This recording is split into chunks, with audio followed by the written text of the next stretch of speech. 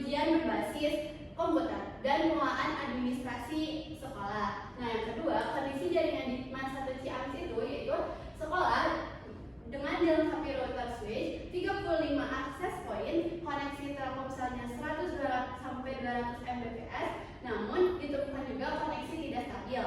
Nah, yang ketiga, urgensi ke evaluasi quality of service-nya diperlukan ujian jaringan menggunakan metode quality of service dengan standar TIPON. Nah, lanjut. Di sini ada rumusan masalah dan tujuan penelitian.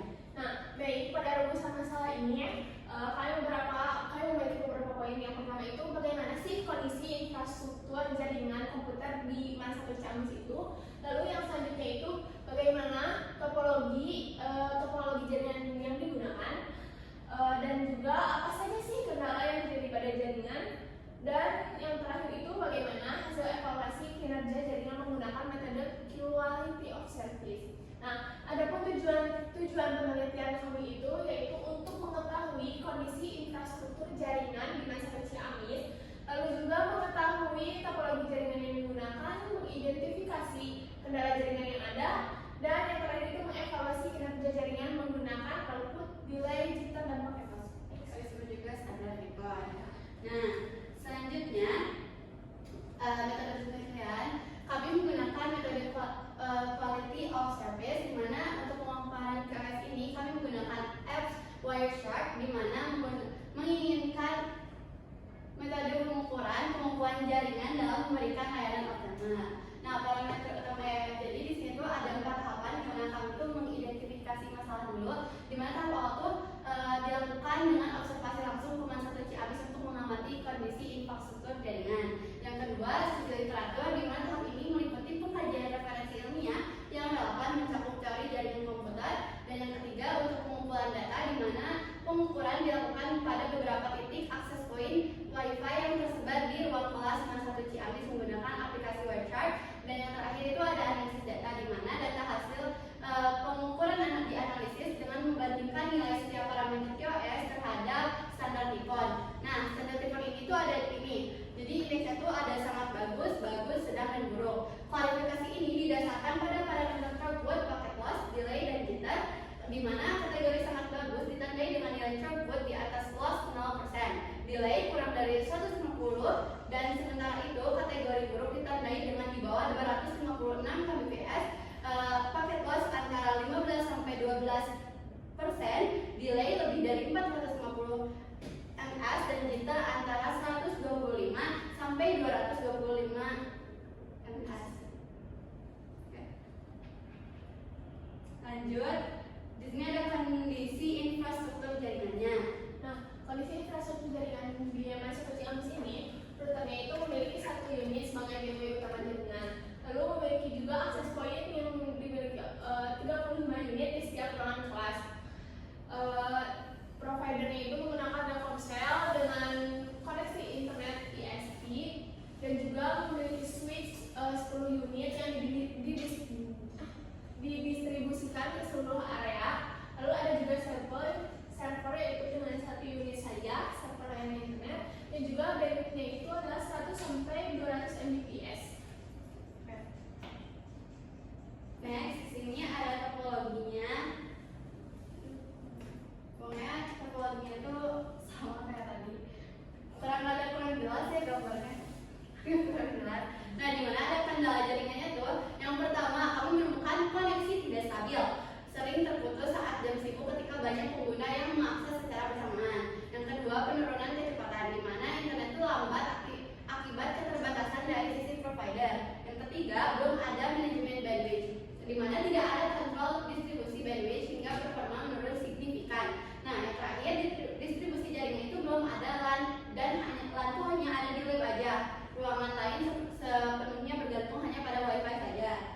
Nah, pada hasil pengurangan QoS ini ada ruang kelas dan komputer. Ruang kelas menggunakan Wi-Fi yang dimana parameter throughput ini memiliki nilai 32,99 kbps, yang dimana termasuk kategori yang buruk dengan indeks 4. Lalu yang kedua ada delay yang memiliki nilai 87,83 milisecond, yang masuk ke dalam kategori sangat bagus dengan indeks 1. Lalu yang ketiga itu ada jitter yang milisecond yang memasuki kategori tipe buruk dengan indeks 4 dan juga pakai close dengan nilai 0,00% yang berarti itu sangat bagus dengan indeks 1. Nah, lalu yang selanjutnya itu adalah komputer atau menggunakan LAN.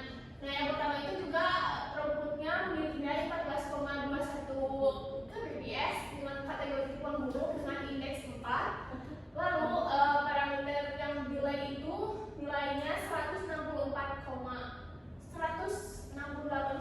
milisecond, kategori bagus dengan indeks 2. Lalu ada jitter dengan nilai 328,9 milisecond yang masuk pada kategori buruk dengan indeks 4.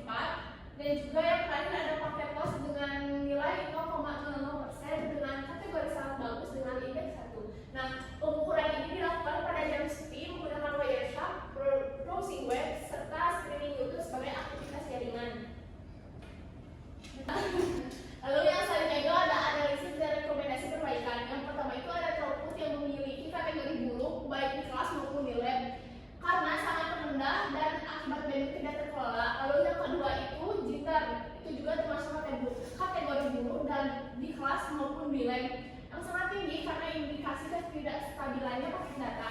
Lalu yang ketiga ini ada delay, bernilai baik di kelas maupun di lab karena masih dalam batas wajar, juga respon jaringan cukup baik. Lalu yang terakhir ini ada paket kelas dengan kategori sangat baik di kedua titik di kelas maupun di lab karena tidak ada paket yang hilang, juga keandalan transmisi baik. Oke, lanjut. Di sini ada rekomendasi perbaikan yang mana yang pertama itu ada manajemen bandwidth.